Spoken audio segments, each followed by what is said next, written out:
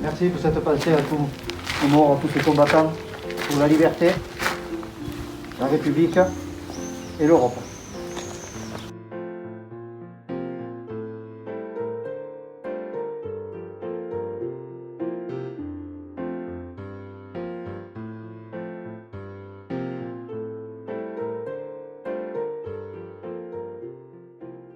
Montazelloises, Montazellois, chers internautes, aujourd'hui, 8 mai 2020, nous célébrons d'une bien étrange de manière cette victoire de 45.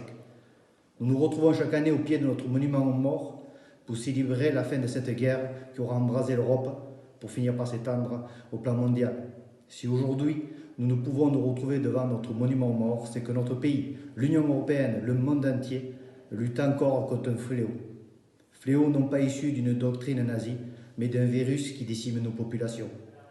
Malgré tout, nous devons honorer toutes ces personnes, tous ces combattants de la République, sans qui l'Europe n'aurait pas réussi à faire cesser les coups de canon et vivre en paix. Paix que malgré le confinement, nous pouvons encore savourer aujourd'hui.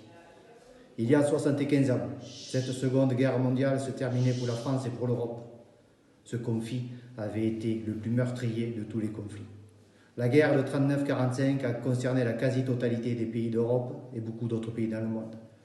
Un affrontement contre le mal absolu incarné par le nazisme. Au combat des fronts, au bombardement, au massacre des civils, s'étaient ajoutées les déportations, les tortures, la volonté innommable d'extermination de tout un peuple, le peuple juif, un peuple accompagné dans son martyre par tous ceux que le nazisme avait jugés indignes de vivre. En commémorant ce matin, le 8 mai 1945, en rendant hommage aux victimes de ce conflit, nous mesurons que le monde dans lequel nous vivons depuis est aussi la conséquence directe de cette victoire de la liberté contre des démons et le résultat de tous les sacrifices qui l'ont permis. Mes chers concitoyens, notre engagement résolu dans tous les combats pour la paix en Europe et dans le monde, c'est aussi notre manière de rendre hommage aux victimes de la Deuxième Guerre mondiale, qui reposent en paix, avec l'expression individuelle et collective de notre profond respect, de notre reconnaissance pour ce qu'ils ont fait pour nous, pour les leçons qu'ils nous ont laissées.